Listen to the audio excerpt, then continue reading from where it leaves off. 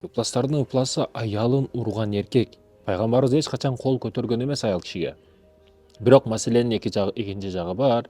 Мен айтайын деген жер, арстан, жолборс унчукпай турса, ага барып атыла берсең, жаман көз карашың менен, сөздөрүң менен сайыла берсең, ал унчукпай жүрө берет. Бирок жеп коюшу деген варианты дагы бар да, жеп коет.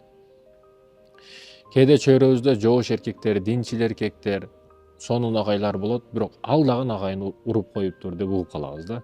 Сизден күтпөдүк эди, аялыңыз сиз да урасызбы дейбиз да. Бирок аял киши ошого жеткирип койгон болот да чындыгында. Айтайын дегеним бул аялды уруш керек деген эмес.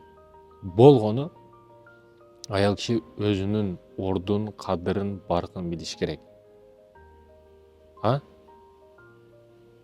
Эркек киши аялына кол көтөрүш эң жаман нерсе, ыплас эркек кол көтөрөт. Бирок бул иштен дагы эң жаманы аял киши куулук кылып, түлкүлүк кылып, ушул нерседен пайдаланып, баары мени урбайт го, ура албайт го, мени урбайт го деген түшүнүгү болушу, бул андан дагы жаман нерсе экен да.